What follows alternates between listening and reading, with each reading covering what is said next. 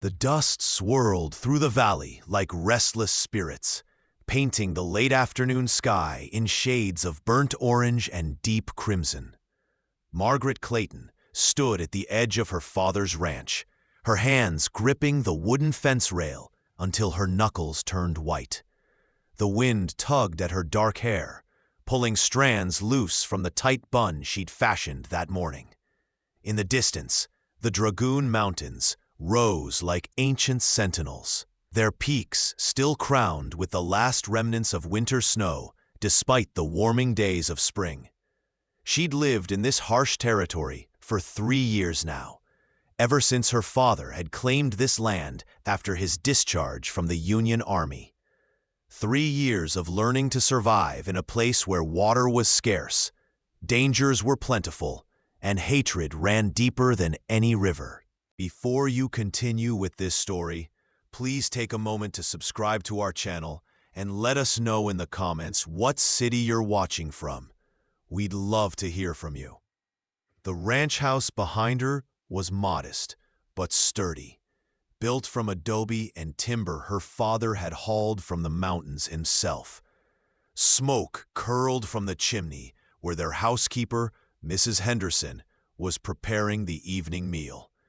The smell of beans and cornbread drifted across the yard, mingling with the scent of horses from the corral and the ever-present aroma of sage that grew wild across the territory. Margaret's father, Colonel Thomas Clayton, had built this place with his own hands and the help of a few loyal men who'd served under him during the war. He'd promised her mother, before she died, that he'd make something of himself out west, that he'd create a legacy for their daughter.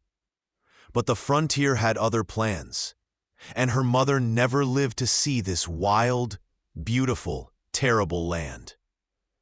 The Apache raids had started 6 months ago, swift and brutal attacks that left ranches burned and families devastated. Margaret had been in Tucson buying supplies when the Red Canyon Ranch was hit. She'd returned to find the Brennan family's homestead reduced to smoldering ruins, their cattle scattered or stolen, their eldest son dead from an arrow wound. The fear that had settled over the territory was palpable, thick as the dust that coated everything. Her father had doubled the guards, purchased more ammunition, and forbidden her from riding alone beyond the ranch boundaries. He'd also made his position on the Apache clear. They were savages, obstacles to civilization, and needed to be driven from the territory by any means necessary. Margaret had absorbed those lessons well, perhaps too well. She'd grown up hearing stories of Apache atrocities from soldiers and settlers alike.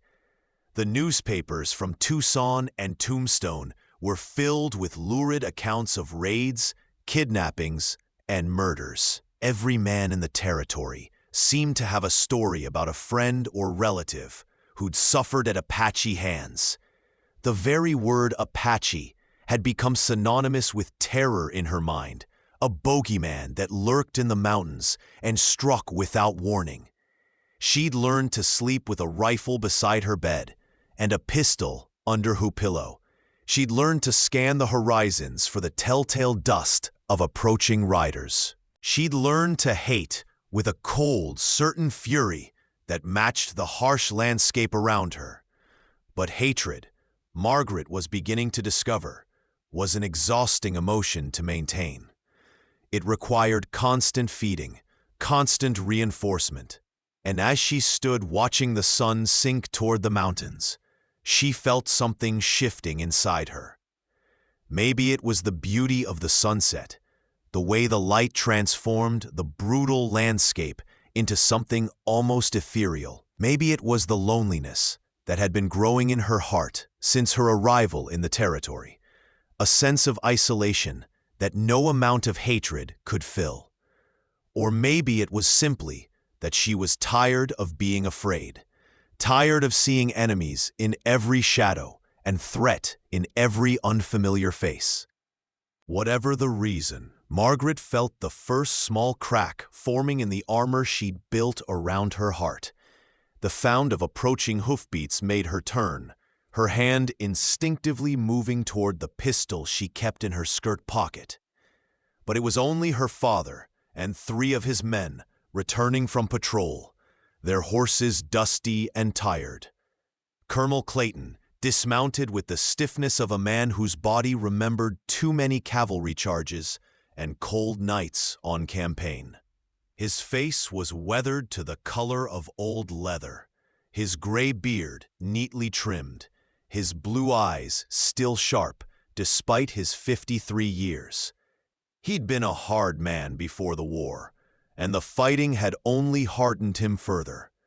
He ran the ranch with military precision, expecting obedience from his daughter, just as he'd once demanded it from his troops. "Any sign of trouble?" Margaret asked, though she already knew the answer from the grim set of her father's jaw. He shook his head, handing his reins to one of the hands. "Nothing today, but that doesn't mean much. The Apache could be watching us right now, and we'd never know it." He walked toward the house, his boots raising small clouds of dust with each step. "They're like ghosts out there, Margaret. You can't trust them, can't reason with them. Remember that." She nodded, the familiar words washing over her like a well-worn sermon.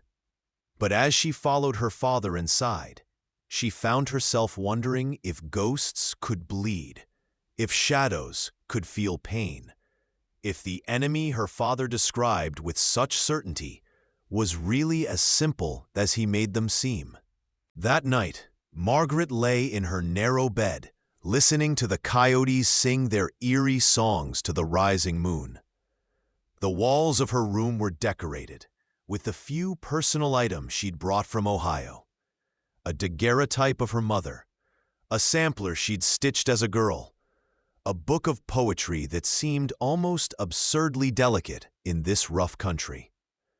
She'd tried to maintain some semblance of civilization, some connection to the life she'd known before the West. But the frontier had a way of wearing down such refinements, of reducing life to its essentials: survival, endurance, and the eternal question of who would prevail in this contested land.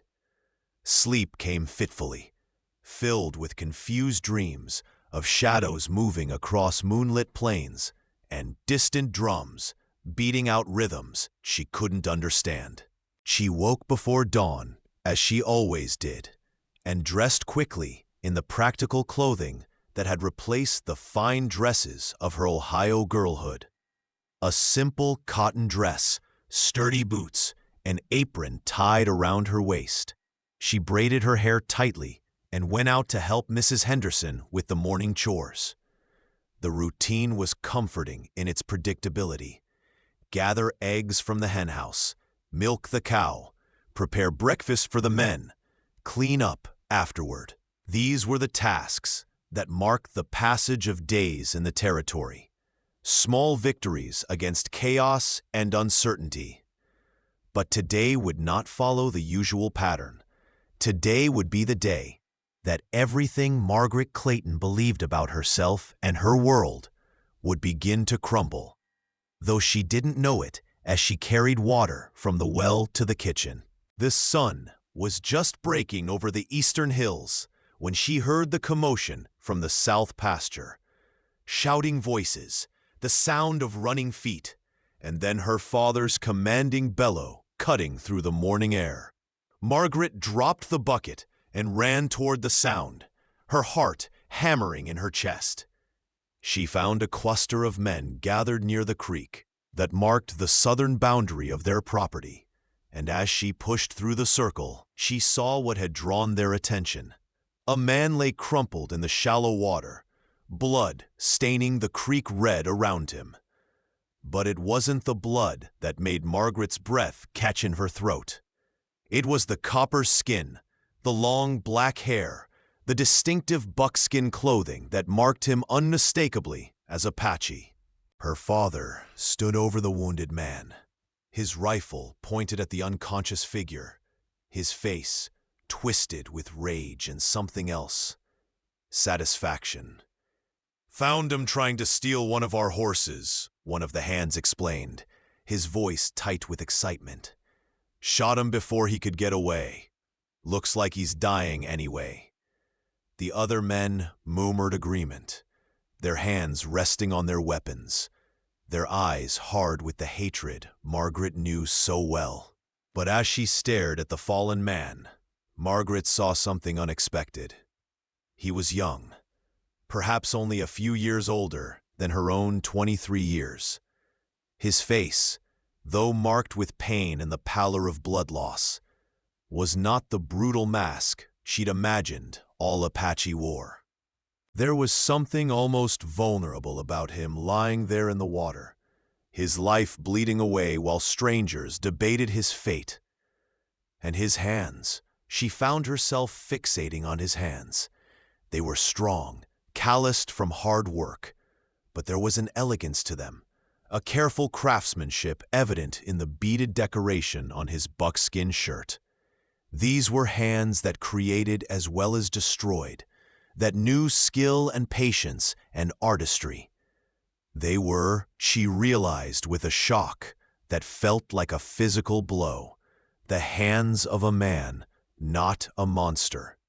"Finish him off and dump the body in the canyon," her father ordered, his voice carrying the flat certainty of command.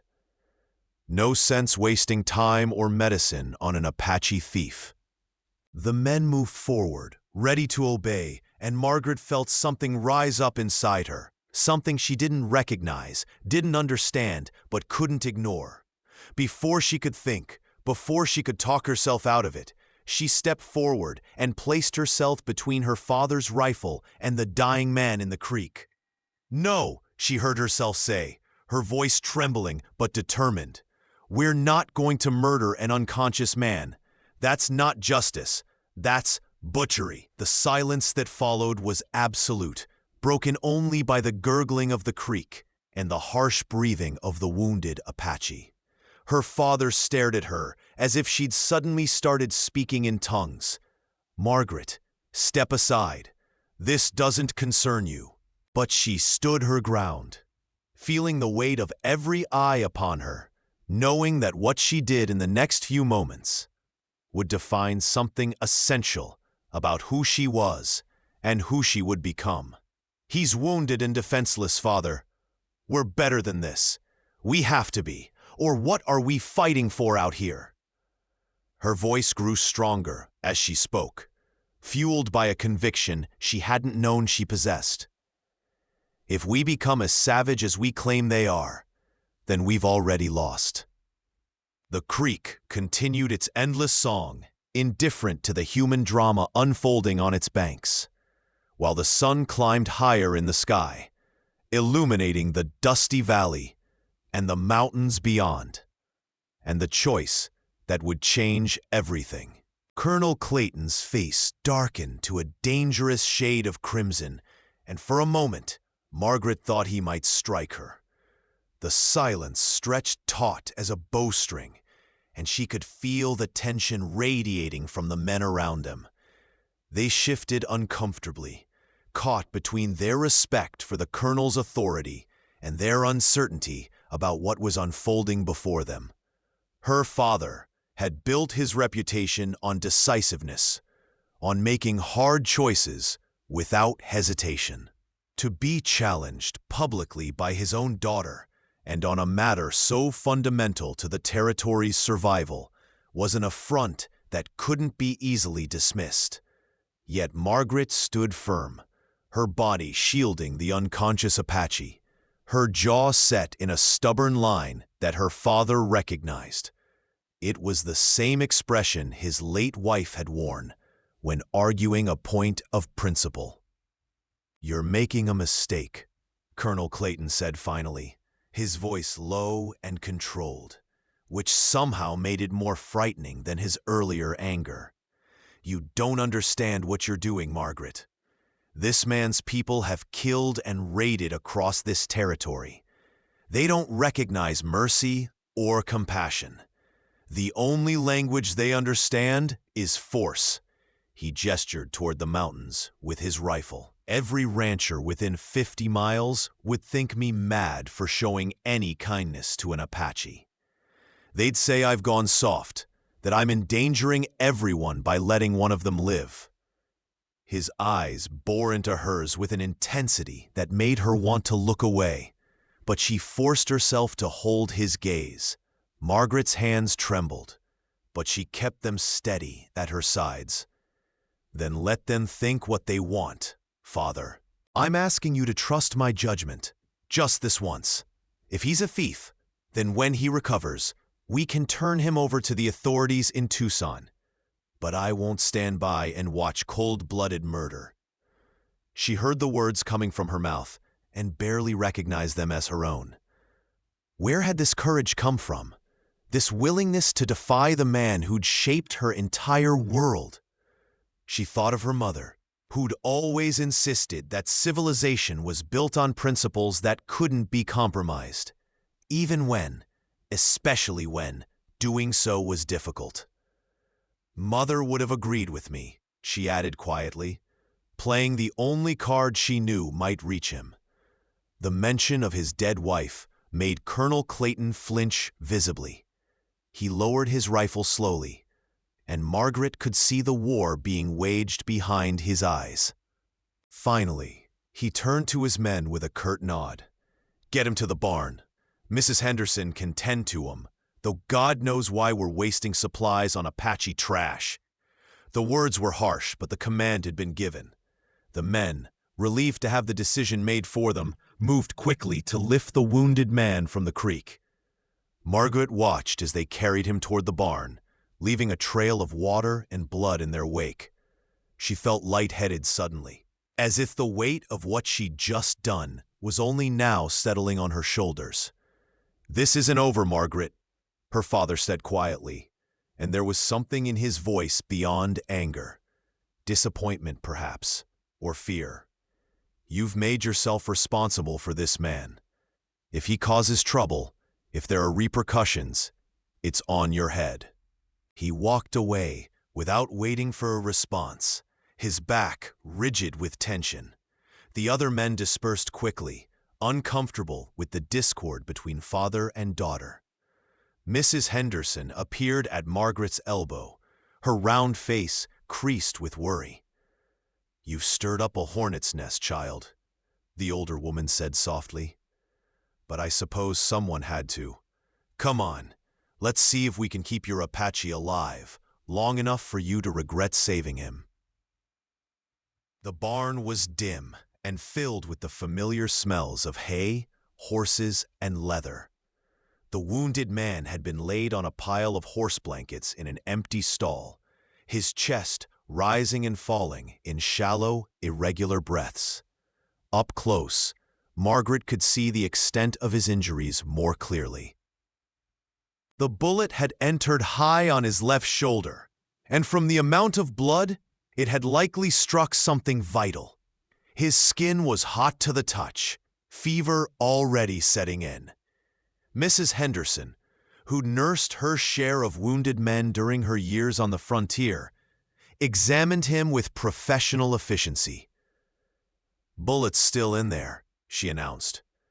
We'll have to dig it out, assuming you want to bother. Even then, chances are better than even he'll die of infection or blood loss. Margaret knelt beside the unconscious man, studying his face in the dim light. He was younger than she'd first thought, perhaps not even 30. His features were strong and well-formed, with high cheekbones and a straight nose. A thin scar ran from his left eyebrow to his temple, evidence of some past violence. His long black hair was bound with strips of cloth, and she noticed the intricate beadwork on his shirt again. Geometric patterns in blue, white, and red that spoke of patient artistry. Who was this man? Did he have family in the mountains wondering where he was? A wife, perhaps, or children? The thought made her uncomfortable. This sudden humanization of someone she'd been taught to see as little more than an animal. "I'll help you," Margaret heard herself say, though the thought of digging a bullet from a man's flesh made her stomach turn. Mrs. Henderson nodded approvingly. "Then get some water boiling and find me the sharpest knife in the kitchen. We'll need whiskey for disinfecting, not the good stuff, the rot gut your father keeps for the hands. And bring clean cloths, as many as you can find." Margaret hurried to comply, grateful for concrete tasks that kept her from dwelling on what they were about to do. As she worked, she could feel the eyes of the ranch hands watching her from the yard, their judgment as heavy as the Arizona heat. The surgery, if it could be called that, was a brutal affair.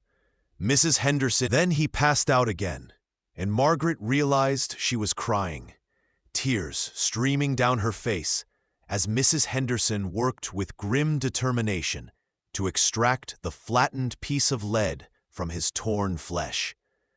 "Got it," the older woman finally announced, holding up the bloody bullet triumphantly. She packed the wound with clean cloth and bound it tightly. "Now we wait and see if the fever takes him. Keep him as cool as you can. Get water down his throat when he can swallow. And pray to whatever God you think might be listening." Mrs. Henderson wiped her bloody hands on her apron and fixed Margaret with a stern look. "You know this is going to cause nothing but trouble, don't you? Your father's right about one thing. The Apache don't forget. This man's people will come looking for him eventually." Margaret nodded, still holding the unconscious man's hand, feeling the calluses on his palm, the strength in his fingers even in weakness. "I know," she whispered, "but I couldn't let them kill him. I just couldn't." Mrs. Henderson sighed and patted her shoulder. "Your mother had that same stubborn streak. Used to drive your father near crazy with it, but he loved her for it too.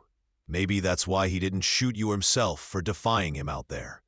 She left to clean up, and Margaret remained in the barn, sitting beside the wounded Apache as the day grew hot and the shadows shifted across the dirt floor. She found herself watching his face, noticing things she'd never have imagined observing about an Apache. The slight curl to his lips even in unconsciousness, the length of his eyelashes, the way his breathing gradually became more regular as the hours passed. The first day blurred into evening, and Margaret refused to leave her patient's side except for brief necessities. Her father didn't come to check on them, which spoke volumes about his displeasure. But Mrs. Henderson brought food and fresh water, and two of the younger ranch hands, curious despite themselves, peered in occasionally to see if the Apache was still alive. "What are you going to do with him if he lives?" one of them asked. Margaret didn't have an answer. She hadn't thought beyond saving his life, beyond that moment of moral clarity that had made her step between him and a bullet. The future was a vast uncertainty, as unknowable as the mountains that surrounded them. As night fell, the wounded man's fever spiked dangerously high. Margaret bathed his face and chest with cool water, fighting to bring his temperature down. He muttered in his sleep, words in a language she didn't understand, occasionally thrashing weakly against the blankets. In those delirious moments, she glimpsed fragments of his dreams. He called out names, seemed to be arguing with someone, once laughed briefly before the fever dragged him under again. She wondered what world he inhabited in his fevered mind, what memories tormented him. And she wondered, with a guilt that twisted in her stomach, how many people he might have killed, how much blood might be on those carefully crafted hands she kept cleaning and cooling. But in the darkest hours of the night, when the only sounds were the horses shifting in their stalls and the distant howl of a coyote, Margaret made a decision. Whatever this man had been, whatever he'd done, right now, he was just a human being fighting for his life, and she would do everything in her power to help him survive. Consequences be damned. It was a choice that felt both terrifying and liberating, like stepping off a cliff and discovering she could fly. As she settled in for another long night, Margaret Clayton had no idea that she'd just taken the first step down a path that would transform her understanding of love, loyalty, and what it truly meant to be human in a land where such definitions were constantly being tested, broken, and rewritten. The Apache warrior's name, Margaret learned on the third day, was Nahale, which Mrs. Henderson explained meant woodland in his language. One of the older ranch hands, a man named Whitaker, who'd spent time trading with peaceful Apache bands in his younger days, had recognized some of the symbols on Nahale's clothing and offered this information grudgingly. "He's Chiricahua," Whitaker had muttered, studying the unconscious man with a mixture of professional interest and distrust. "Probably from Cochise' band, based on the beadwork pattern. That makes him doubly dangerous if he survives. Those warriors have been fighting the cavalry and settlers for years. They don't take kindly to being captured, even when you're trying to help them." Margaret absorbed this information while continuing her vigil beside Nahale's makeshift sickbed. The fever had finally broken on the morning of the fourth day, leaving him weak but lucid. His dark eyes followed her movements now, when she brought water or changed his bandages. But he said nothing. There was wariness in his gaze, understandable given that he'd been shot on what Margaret's father insisted was their land, though she knew the Apache would dispute that claim vehemently. The territory's boundaries were a constant source of conflict, with settlers claiming land under American law, while the Apache maintained their own ancestral rights to the same mountains and valleys. It was a conflict without easy resolution, one that spawned the violence that had brought Nahale to their barn in the first place. "Can you understand me?" Margaret asked one afternoon, sitting on an overturned bucket beside him. Nahale's eyes moved to her face, and after a long moment, he gave the slightest nod. Whitaker had mentioned that many Apache warriors spoke at least some English, picked up from years of trading, negotiating, and fighting with the Americans. "You were shot on our property," she continued, choosing her words carefully. "My father wanted to kill you, but I stopped him. Do you understand?" Another nod, and this time something flickered in his expression. Surprise, perhaps, or calculation. He clearly hadn't expected mercy from his captors, and he was trying to determine what her interference might mean for him. Over the following days, a strange routine developed. Margaret continued to tend to Nahale's wound, which was healing remarkably well, considering the circumstances. Mrs. Henderson grumbled about the waste of supplies, but kept the bandages clean and checked for signs of infection. Nahale remained silent, watching everything with those penetrating dark eyes, but gradually the tension in his body began to ease. Margaret found herself talking to him, even though he rarely responded, telling him about the ranch, about her life in Ohio before the war, about her mother's death and her father's dreams of building something lasting in the Arizona territory. She wasn't sure why she shared these things with a man who was supposed to be her enemy, but the barn had become a refuge of sorts, a place where the rigid categories that governed her world seemed less absolute. On the 10th day, as Margaret was helping Nahale sit up to drink some broth Mrs. Henderson had prepared, He spoke for the first time. Why? The single word, heavily accented but clear, hung in the air between them. Margaret met his eyes and found herself unable to look away. "Why did I save you?" she asked, and he nodded.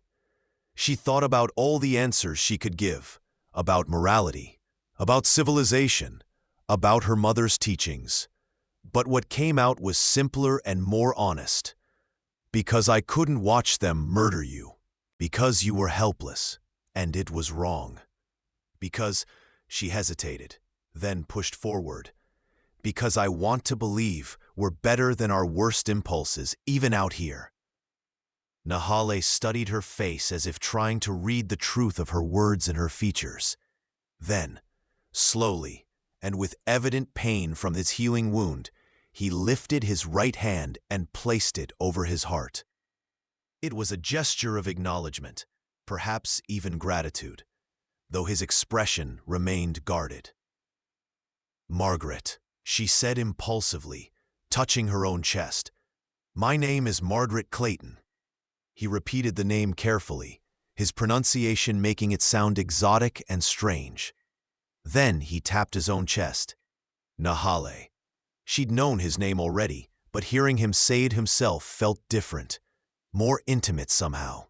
It was the beginning of something neither of them could have named then, a connection forming across a divide that was supposed to be unbridgeable. The ranch hands noticed the change, the way Margaret spent hours in the barn when her chores were done, the way she seemed distracted during meals. They exchanged knowing looks and whispered among themselves, speculation running wild.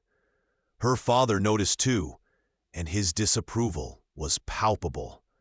One evening, after dinner, he called Margaret into his study, a small room off the main house, where he kept his ledgers and military memorabilia from the war. The walls were decorated with a cavalry saber, a torn battle flag from some forgotten engagement, and a photograph of his regiment taken before Gettysburg.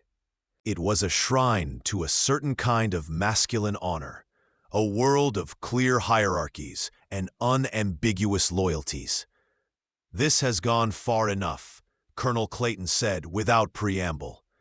He stood by the window, looking out at the darkening yard, his back to his daughter.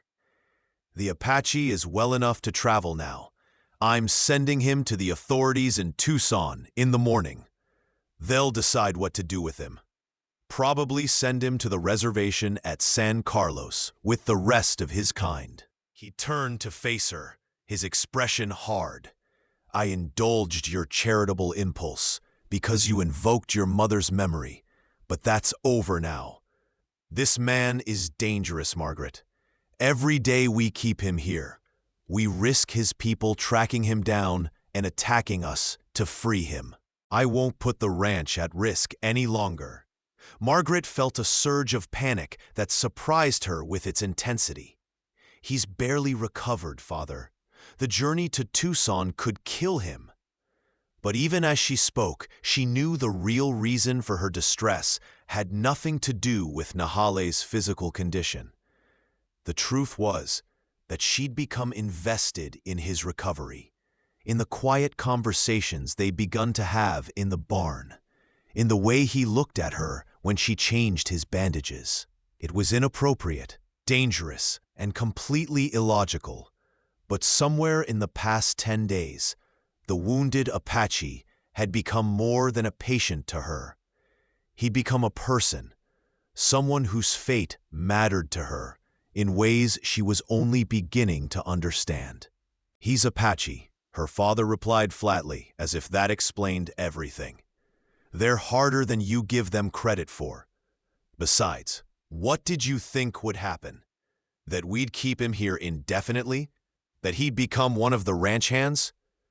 The sarcasm in his voice was cutting. "This isn't one of those dime novels you used to read, Margaret. This is the real frontier, and people like him and people like us don't mix. The sooner he's gone, the better for everyone. He moved to his desk and began sorting through papers, signaling that the conversation was over. But Margaret stood her ground, her mind racing through possibilities, through arguments that might sway him. "Give me 2 more weeks," she said abruptly. Her father looked up, surprise evident on his weathered face. 2 weeks to make sure he's truly recovered. Then I'll take him to Tucson myself if you insist. But please, Father, don't send him away when he's still weak.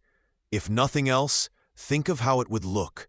The colonel who couldn't even keep a wounded prisoner alive. People will say you've lost your nerve, that you're not fit to run a ranch in Apache country.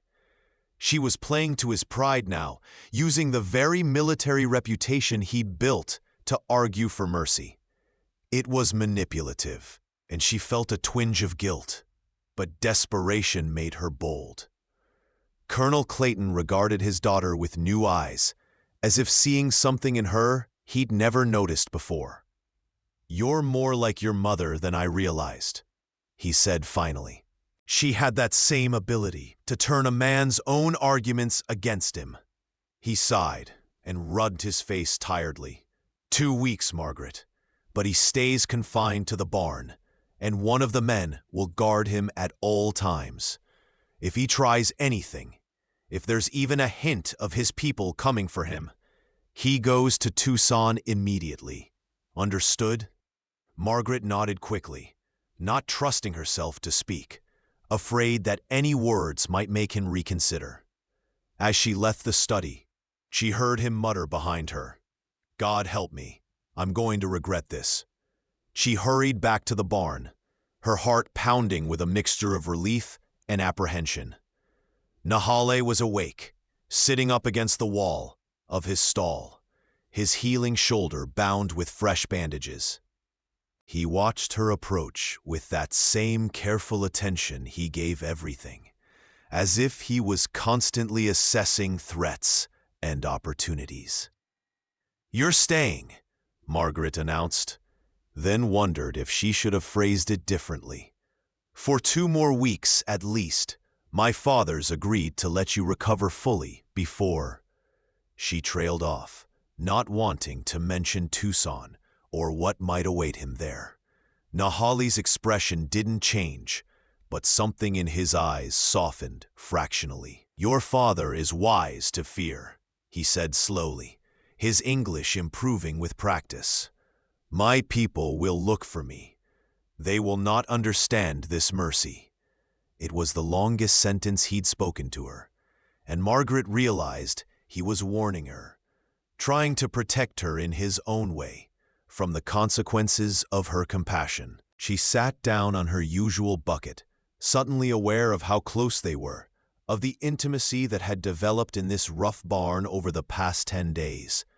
The lamplight cast shadows across his face, highlighting the strong bones and the intelligence in his dark eyes. He was handsome, she realized with a start, though she immediately tried to suppress the thought. Such observations were dangerous, forbidden by every rule of the society she'd been raised in. "Then we'll have to hope they don't find you for 2 more weeks," Margaret said with more confidence than she felt. "In the meantime, you should focus on getting stronger. Mrs. Henderson says you can start taking solid food tomorrow.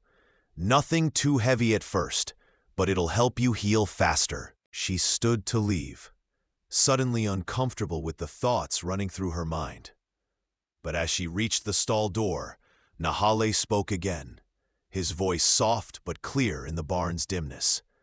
"Margaret Clayton, you have a good heart.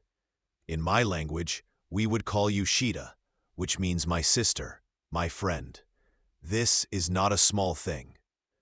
The words hit her with unexpected force, and she turned to look at him, seeing in his face a sincerity that made her throat tight with emotion she couldn't name.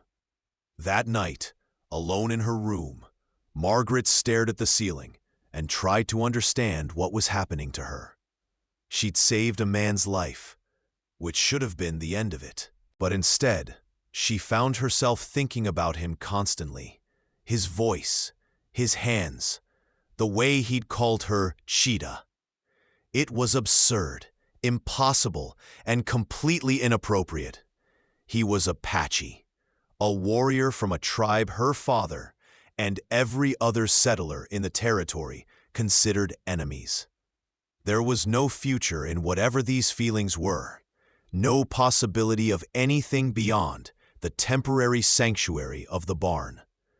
And yet, she couldn't deny what was growing inside her, couldn't pretend that something fundamental hadn't shifted in the way she saw the world. The 2 weeks her father had granted them became a kind of suspended reality, a bubble of time where normal rules seemed to blur and bend. During the days, Margaret maintained her usual routine of ranch work, but every spare moment found her in the barn with Nahale. He was stronger now, able to move around the stall, and she brought him books from her small collection, surprised to discover he could read English, having learned from a missionary who'd once lived near his band. They talked about everything and nothing, about the land they both loved from different perspectives, about his childhood in the mountains, about her life in Ohio, about the war that had shaped both their worlds in different ways. Nahale told her about his people's beliefs, about how they saw themselves not as conquerors of the land, but as part of it, woven into the same fabric as the mountains, the desert, and the sky. He explained that what the settlers called raids were, from the Apache perspective, acts of resistance against invaders who claimed ownership of land that belonged to no one person. Margaret listened, and while she didn't agree with everything he said, she began to understand that there were multiple truths operating in the territory, different ways of seeing the same landscape and interpreting the same events. It was a revelation that made her question much of what she'd been taught, and the questioning was as frightening as it was liberating. In the evenings, when the ranch settled into its nightly routine and the guards changed shifts, Margaret would sometimes linger in the barn longer than necessary. One night, as she was preparing to leave, Nahale reached out and gently took her hand. His touch was careful, respectful, but the contact sent a jolt through her entire body. "You should go," he said softly. "People will talk. It will bring trouble for you." But even as he spoke, he didn't release her hand, and Margaret didn't pull away. They stood like that for a long moment, connected by the simple touch of palm against palm. And Margaret felt something she'd never experienced before, a sense of rightness, of belonging, that had nothing to do with logic or propriety, and everything to do with a deeper truth she was just beginning to comprehend. The days passed too quickly, each one bringing them closer to the deadline her father had imposed.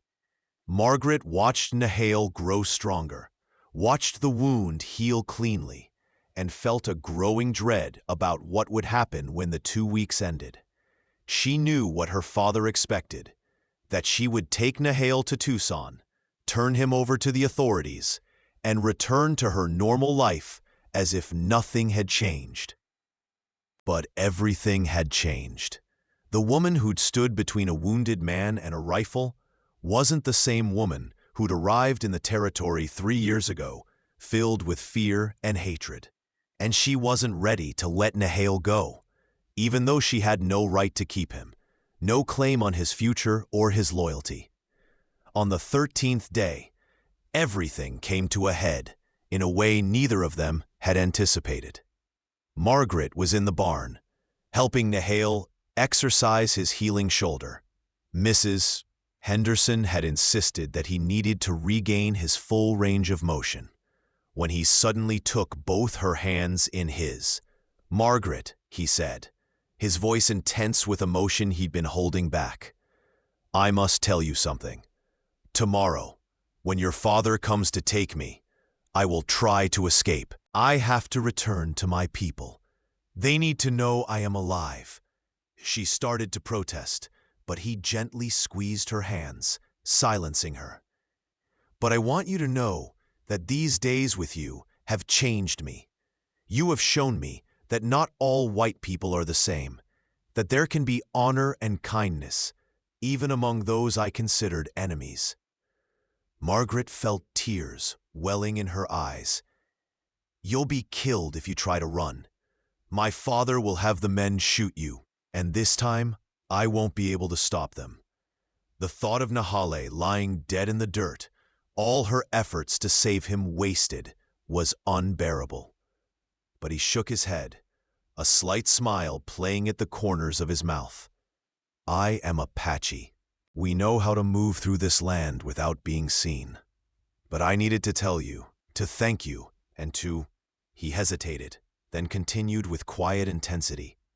"To tell you that if things were different, if the world was not as broken as it is, I would wish to know you better, much better." The admission hung between them, dangerous and thrilling, a confession that changed everything and nothing at the same time. Before Margaret could respond, before she could process what he just said, the barn door burst open. Her father stood there, flanked by 2 armed ranch hands, his face a mask of fury. "Step away from him, Margaret, now."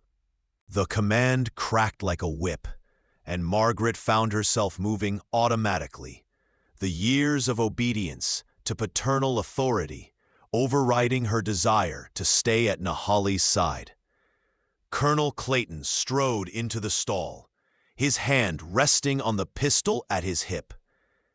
"I've been hearing reports of how much time you've been spending out here, how close you've gotten to this savage. I didn't want to believe it. But seeing you holding hands with him, like some love-struck fool," he couldn't even finish the sentence, his disgust evident. "Father, you don't understand," Margaret began, but he cut her off with a sharp gesture. "I understand perfectly. I understand that I should have ended this 10 days ago, that my moment of weakness in letting you save him has led to this abomination. Well, it ends now. He's going to Tucson tonight, not tomorrow, and you, young lady, will stay in the house where you belong until I figure out what to do with you." The words felt like physical blows, and Margaret realized with sick certainty that she was about to lose Nahale, perhaps forever. She looked at him, trying to convey everything she couldn't say aloud, and saw in his eyes a reflection of her own desperation and the same impossible longing. The ranch hands moved to take Nahale, but as they reached for him, he did something unexpected. He didn't fight or try to escape. Instead, he turned to Colonel Clayton and spoke with formal dignity. "You have a brave daughter, Colonel. She has honored herself and her family by her actions. Whatever you think of me, of my people, do not punish her for showing mercy. That is a quality this land desperately needs." The words, spoken with such quiet authority, actually gave the colonel pause. For a moment, his harsh expression softened slightly as he looked at Nahale, really looked at him, perhaps seeing for the first time not a faceless enemy, but a man of principle speaking truth. But the moment passed, and the colonel's face hardened again. "Take him to the wagon," he ordered. "We leave within the hour." As the men led Nahale away, he looked back at Margaret one last time. Their eyes met across the barn's dim interior, and in that glance was contained everything they couldn't say. All the possibilities that would never be realized, all the words that would remain unspoken. Then he was gone, and Margaret was left alone with her father, the weight of his disappointment pressing down on her like the Arizona heat. She wanted to scream, to rage at the injustice of it all, but instead, she just stood there, feeling something inside her break apart and reform into something new and harder. Colonel Clayton studied his daughter's face, and what he saw there seemed to disturb him deeply. "Margaret," he said, his voice softer now but no less firm, "I know you think I'm being cruel, but you're young, and you don't understand how dangerous this situation is.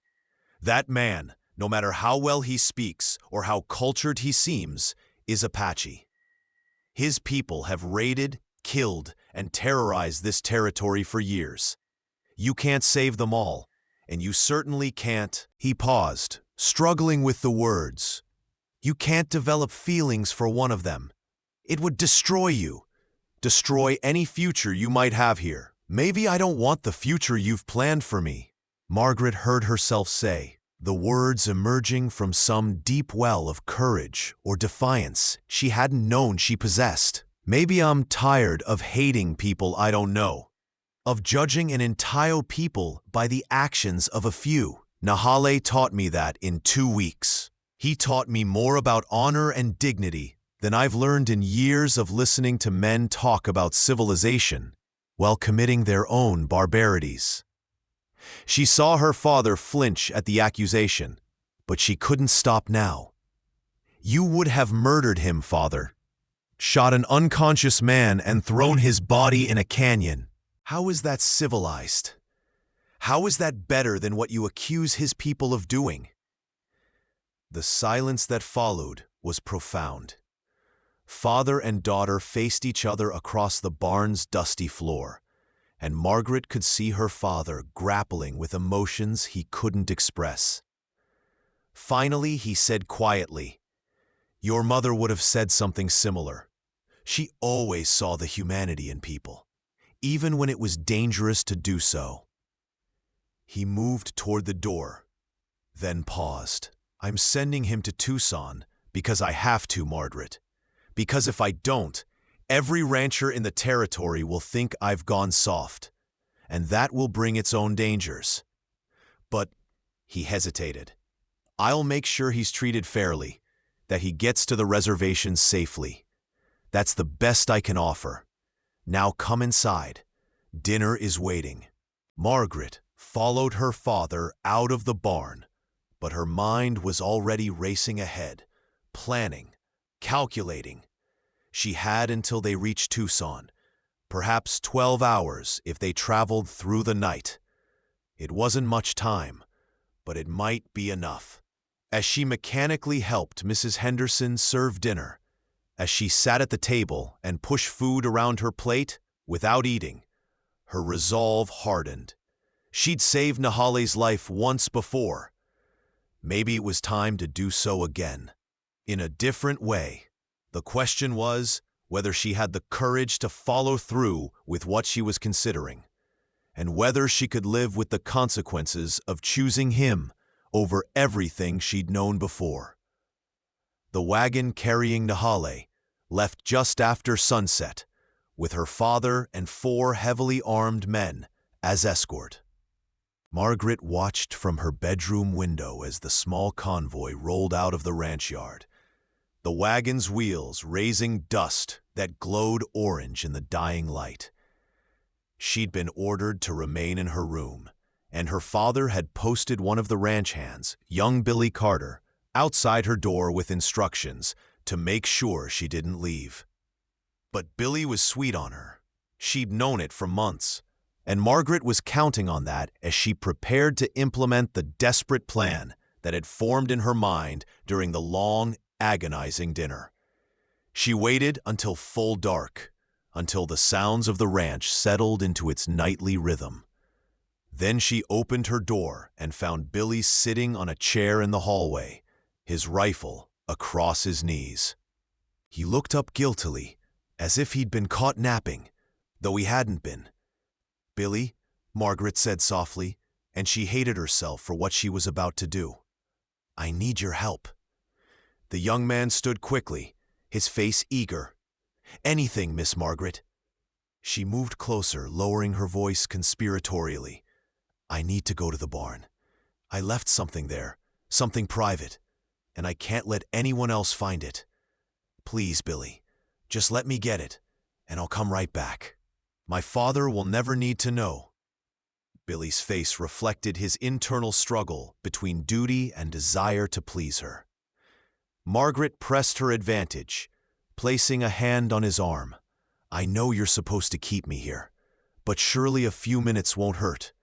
I promise I'll be quick." The young man's resistance crumbled. "5 minutes, Miss Margaret, but you've got to come right back or the colonel will have my hide." She gave him a grateful smile and hurried down the hallway before he could reconsider. But instead of going to the barn, Margaret slipped out the back door and made her way to the corral where the horses were kept. Her heart was pounding so hard she was sure someone would hear it, but she moved with the stealth that came from growing up on a ranch, from knowing every squeaky board and potentially noisy animal. She saddled Thunder, her father's fastest horse. It was a violation that would infuriate him, but she needed the speed. Within minutes, she was riding out of the ranch yard, heading south toward the road to Tucson. The night was clear, with a half moon providing enough light to see by, and Margaret urged Thunder into a gallop. She knew roughly where the wagon would be by now.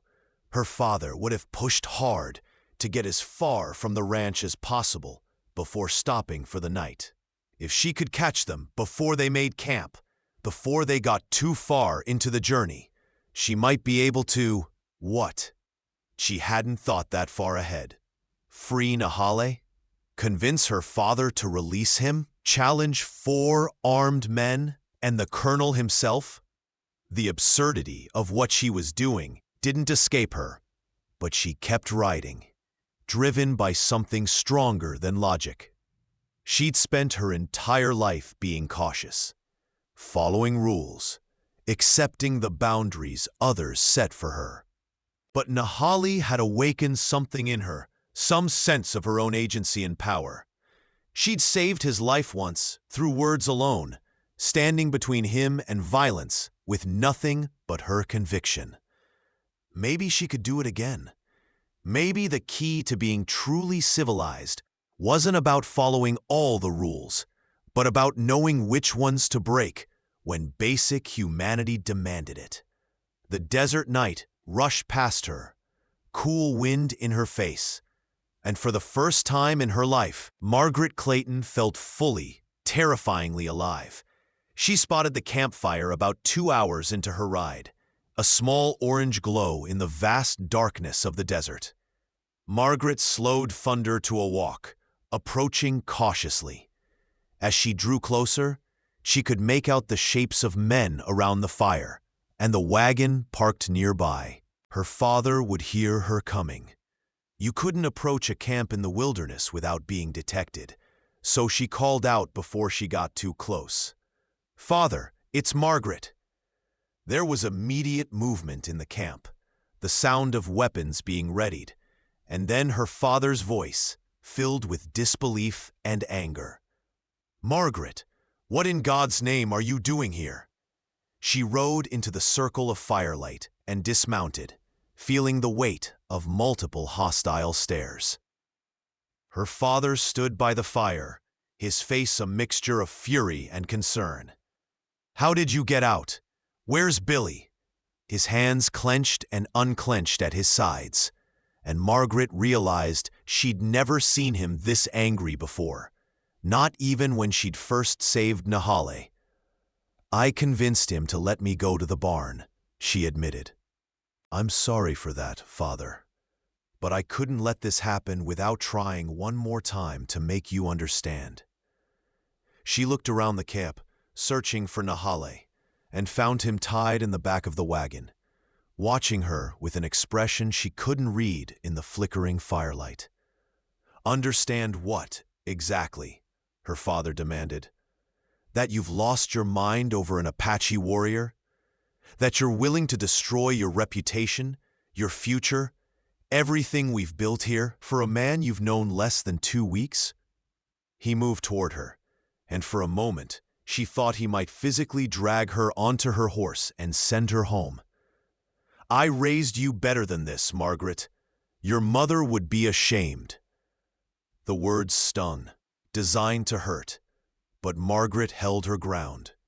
"No, Father, Mother would understand what I'm doing, even if you can't.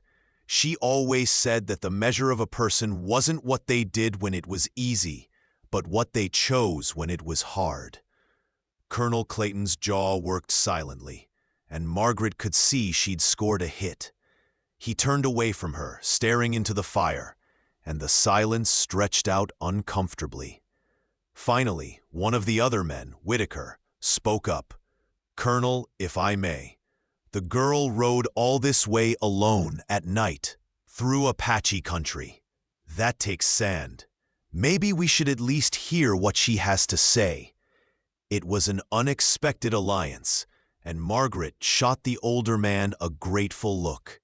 Her father's shoulders sagged slightly, and when he turned back to face her, he looked older, tired in a way that had nothing to do with physical exhaustion. "Say your piece, then," he said flatly. "But make it quick. We need to be moving again soon."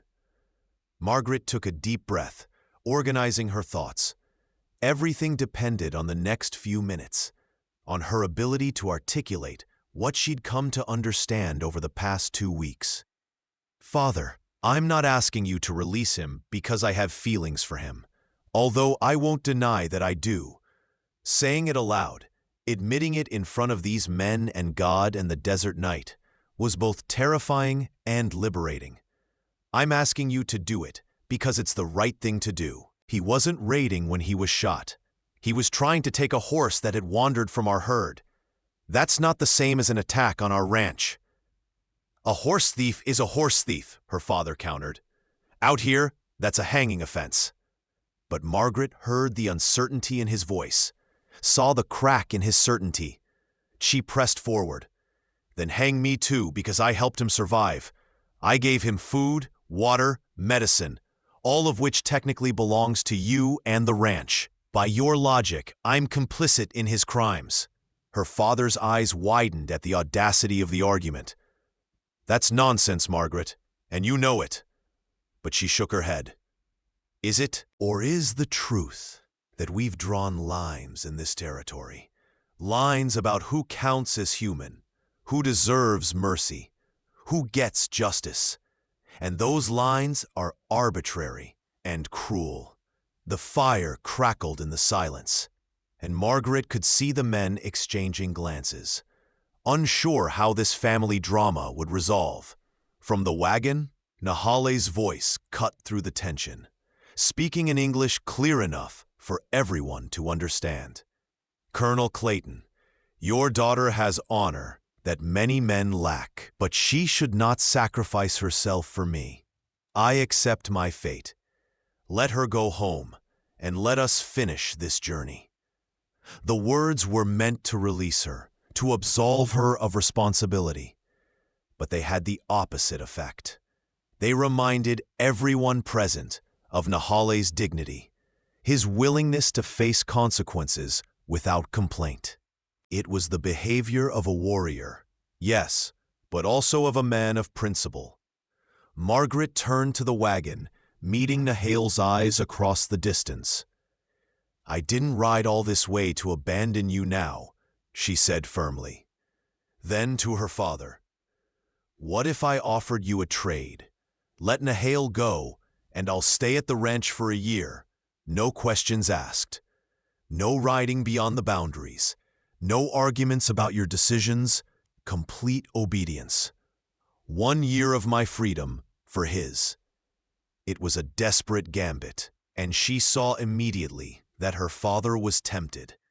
Having his willful daughter under control for a full year was a considerable prize, and it would give him time to arrange a suitable marriage for her, to redirect her life onto a more acceptable path. But before Colonel Clayton could respond, something happened that changed everything. A sound came from the darkness beyond the firelight, a distinctive whistle, sharp and questioning. Nahale's head snapped up, and he responded with a similar whistle before anyone could stop him. Suddenly, the camp was surrounded by Apache warriors, emerging from the darkness like shadows solidifying into reality. There were at least a dozen of them, armed with rifles and bows, their faces painted for war. The ranch hands reached for their weapons, but Colonel Clayton raised a hand, stopping them. "Don't," he ordered quietly. "We're outnumbered and outpositioned. They could kill us all before we got off a single shot." The Apache warriors formed a loose circle around the camp, and one of them, an older man with a deeply scarred face and an air of authority, stepped forward into the firelight. He spoke rapidly in Apache, and Nahali responded from the wagon, his voice carrying a note of urgency. The exchange went on for several minutes, and Margaret watched, her heart hammering in her chest. As her desperate mission to save Nahali had instead led them all into a potentially fatal confrontation, the scarred warrior turned his attention to Colonel Clayton, and when he spoke, it was in heavily accented but comprehensible English. "You have my son," he said, gesturing toward Nahali. "I am Nichus. I have come to take him home." Son.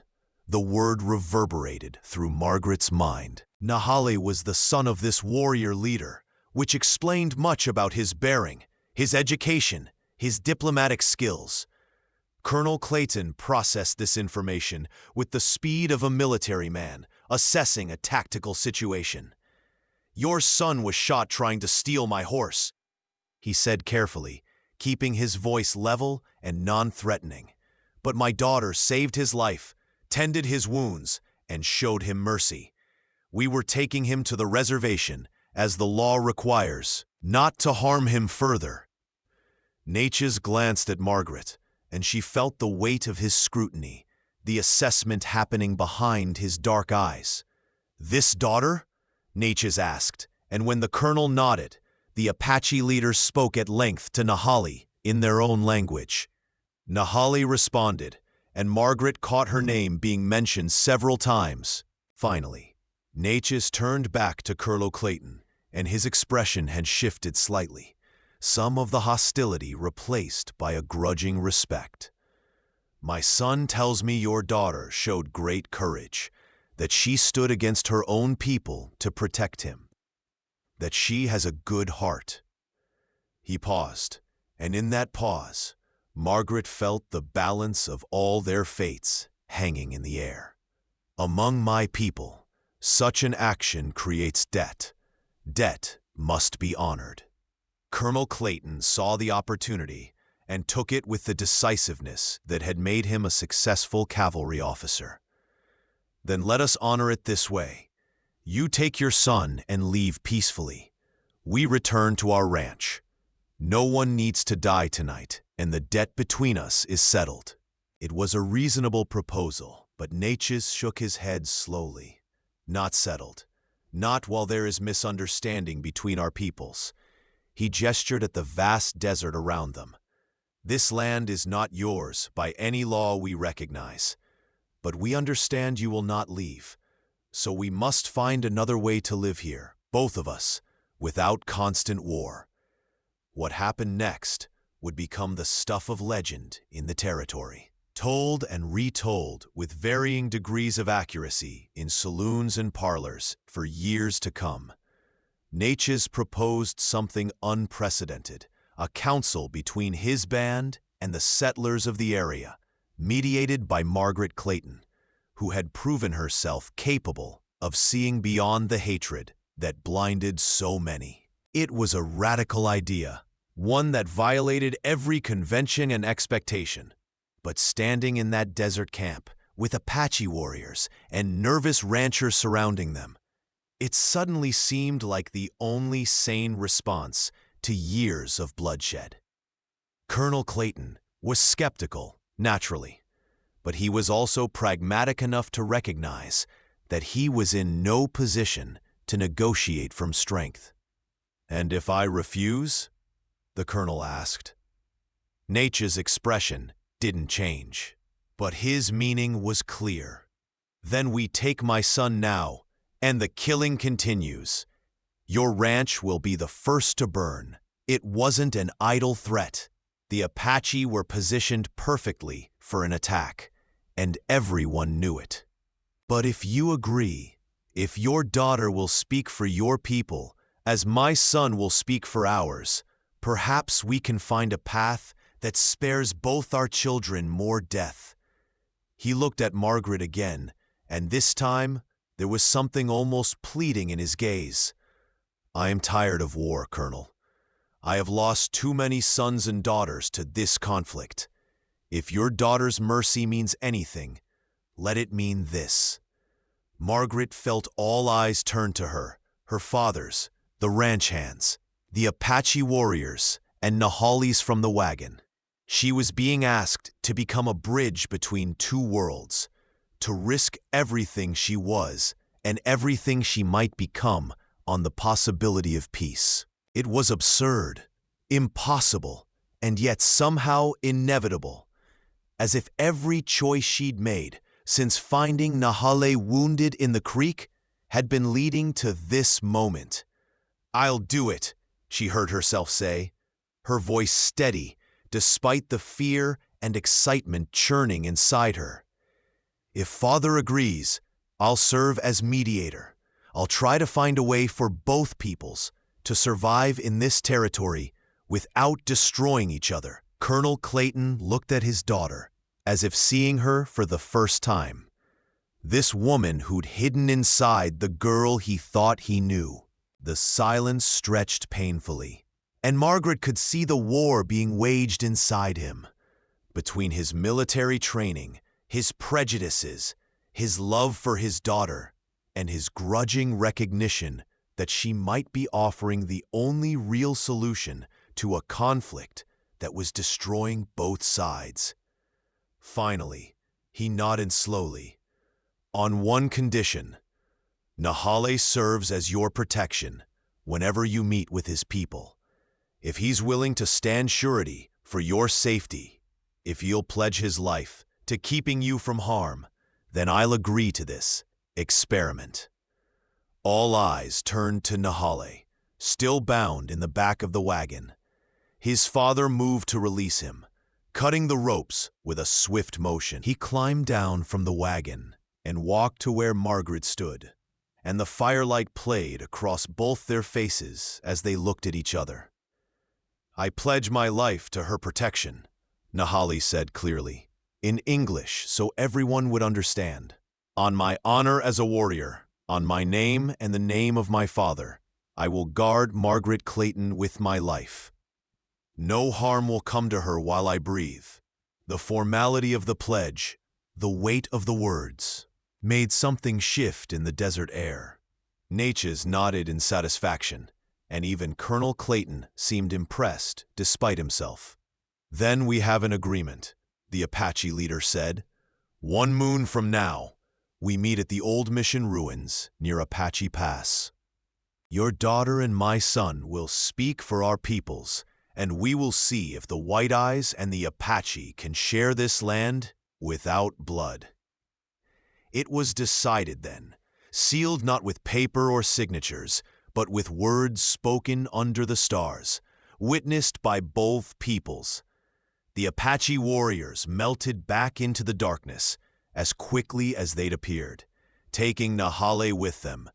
But before he left, he turned back one last time to look at Margaret.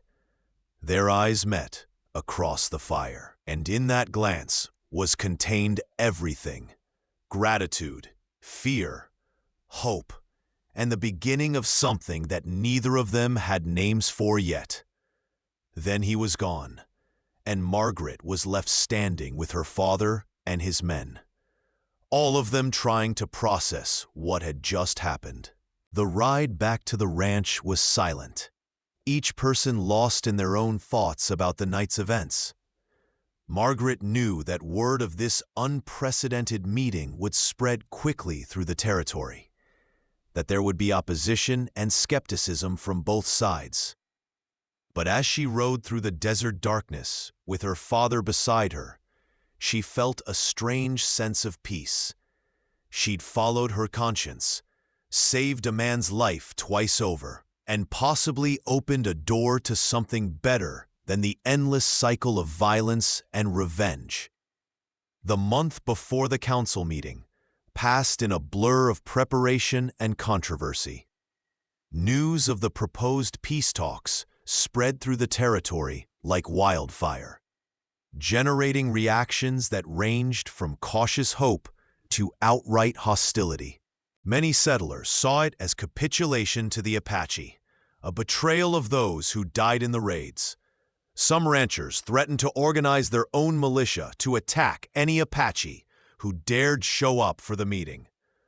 But there were also voices of support, people tired of living in fear, tired of burying friends and family, who were willing to try anything that might bring peace.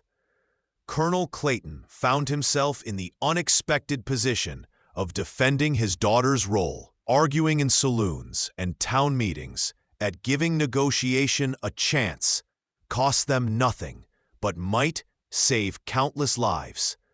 Margaret herself prepared in her own way, learning what she could about Apache culture from Whitaker and the few other settlers who'd had peaceful interactions with them. She practiced the few words of Apache that Nahale had taught her, hoping they might serve as a bridge during the discussions. Most importantly, she thought long and hard about what she would say, how she could frame a peace that both sides could accept. The task seemed impossible. The grievances were so deep, the mistrust so ingrained. But she remembered Nahale's words about the Apache seeing themselves as part of the land rather than its owners, and she began to wonder if there might be a way to frame coexistence that honored both worldviews. The day of the meeting arrived with a brilliant sunrise that painted the desert in shades of gold and crimson. Margaret dressed carefully in a simple but respectable dress, her hair bound back in a practical braid. She wasn't sure what protocol applied to a meeting like this, so she'd opted for modesty and practicality. Her father and a dozen armed men would accompany her, as would several other ranchers who'd agreed to participate. They rode toward Apache Pass in tense silence, each person aware that they were making history, for better or worse. The old mission ruins came into view as the sun reached its zenith, crumbling adobe walls covered in desert vines, the remains of a Spanish attempt to bring Christianity to the Apache generations ago. The Apache were already there, perhaps 30 warriors, including Natchez, and Margaret's heart leapt to see Nahale. He stood slightly apart from the others, his eyes scanning the approaching settlers until they found her. Even across the distance, Margaret felt the connection, the awareness that had been growing between them. She dismounted with her father and the others, and the two groups faced each other across 20 feet of dusty ground that might as well have been an ocean for all the history and hatred that separated them. Natchez stepped forward, and after a moment, Colonel Clayton did the same. Margaret and Nahale moved to stand between them, the designated mediators, bridges between worlds. "We come in peace to talk," Natchez began, his English slow but clear. "Many winters of fighting have weakened both our peoples. The white eyes grow in number like grass after rain. But we know this land like we know our own children. Neither can destroy the other without destroying ourselves." He paused, letting his words sink in. "We do not agree that you have the right to claim our hunting grounds as yours alone. But we see that you will not leave, so we must find a different way." Colonel Clayton nodded carefully. "We acknowledge your long history in this land, but we have legal claim under American law, and we have families depending on these ranches for survival. We can't simply abandon what we've built." Margaret spoke up, her voice clear despite her nervousness. "Perhaps the question isn't who owns the land, but how we share it. What if we recognized certain areas as Apache hunting grounds that won't be settled? And in exchange, the Apache agree not to raid ranches that respect those boundaries. It was a simple idea, maybe too simple, but Nahale seized on it immediately. He spoke rapidly to his father in Apache, then turned to translate. My father says this might work if the boundaries are honored by both sides. There is enough land for all if we do not try to take everything. The discussion that followed was intense, sometimes heated, as both sides tried to work through the practical details. What exactly would constitute Apache territory? How would violations be handled? What about water rights, which were precious in the desert? Could there be trade between the peoples, or would that create more problems than it solved? Margaret and Nahale worked together, translating not just words, but intentions, finding compromises that neither side had initially imagined possible. And as they worked, something else was happening.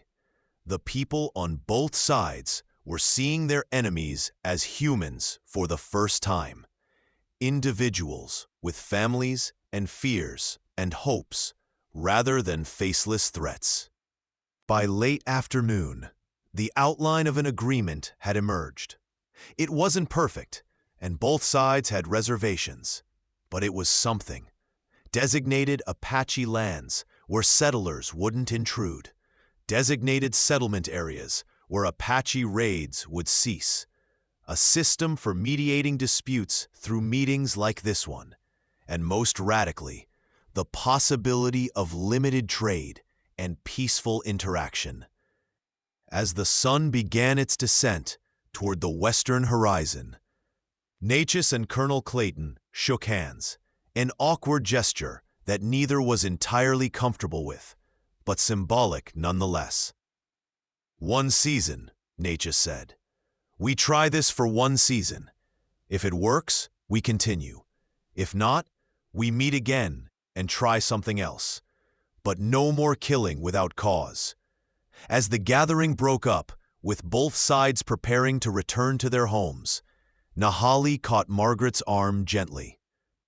Walk with me, he asked quietly, and she looked at her father, who gave a reluctant nod. They moved away from the others, finding relative privacy among the mission ruins. The adobe walls still held the day's heat, and lizards skittered away at their approach. For a long moment, they just looked at each other, and Margaret was struck again by how handsome he was, how his eyes seemed to see through all her defenses to something essential beneath. You did well today, he said finally. You made them see each other as people. That is not easy. We did well, Margaret corrected. I couldn't have done it without you. She hesitated, then asked the question that had been burning in her heart. What happens now? Will I see you again, or was today just about the peace agreement? Nahale's expression softened, and he reached out to touch her face with incredible gentleness, his calloused fingers tracing the line of her jaw. I meant what I said about protecting you, he murmured. That pledge was not just for one day. When there are more meetings, I will be there. And if you need me, Margaret Clayton, you need only send word. I will come.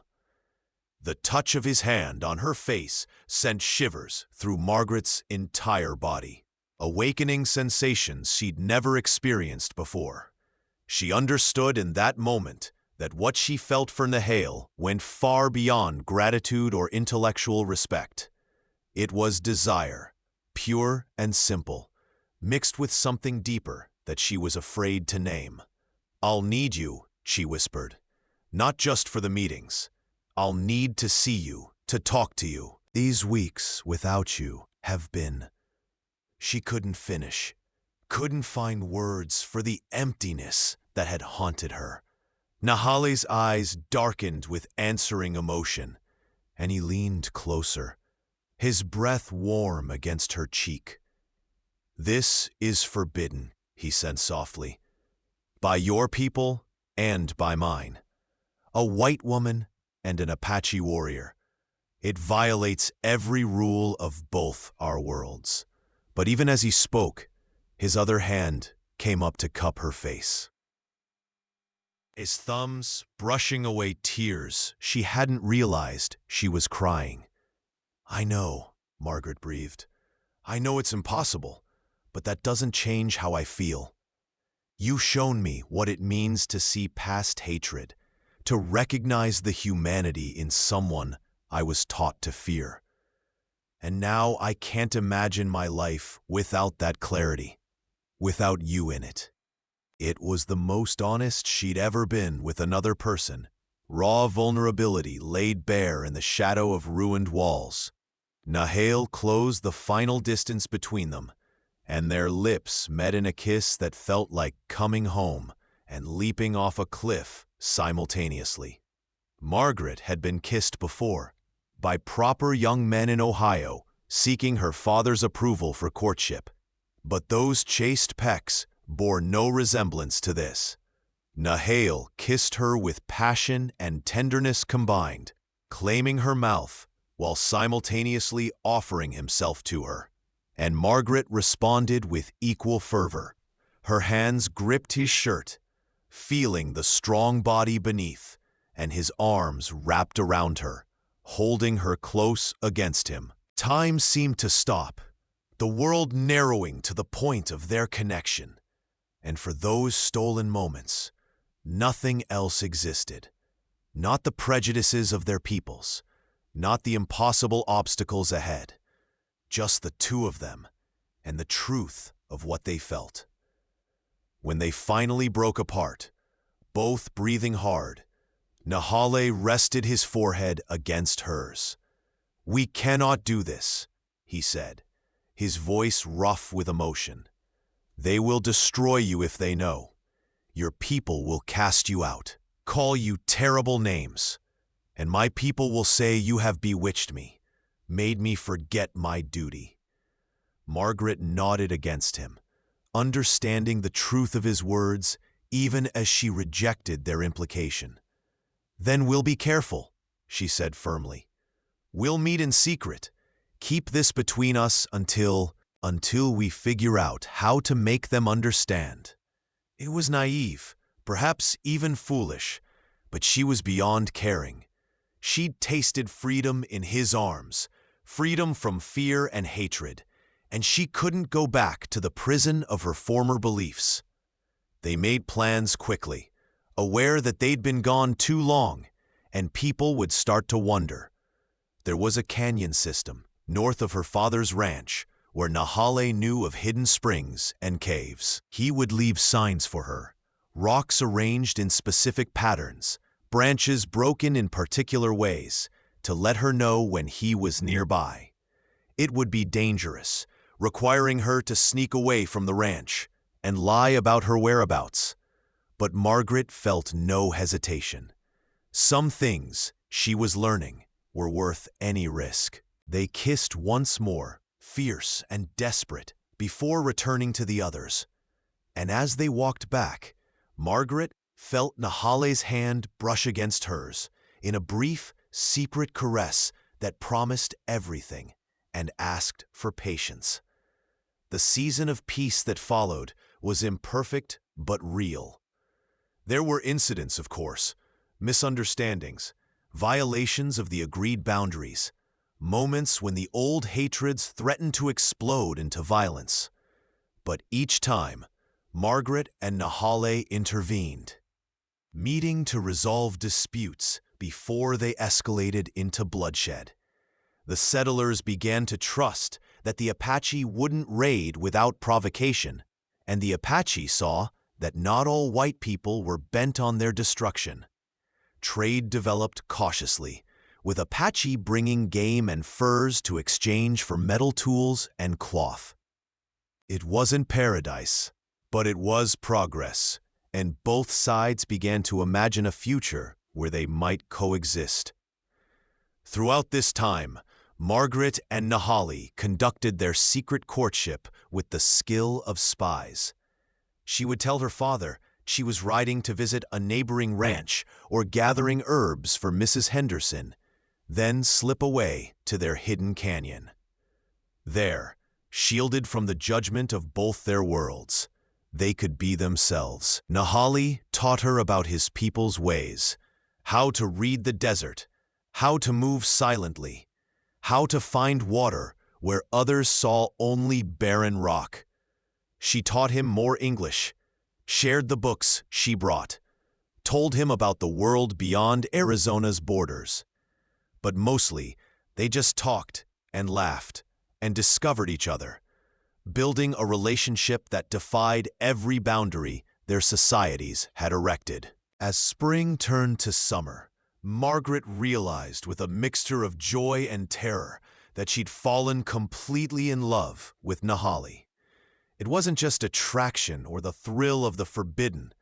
It was something deeper, something that encompassed his intelligence, his humor, his gentleness combined with strength, the way he saw the world so differently from anyone she'd ever known.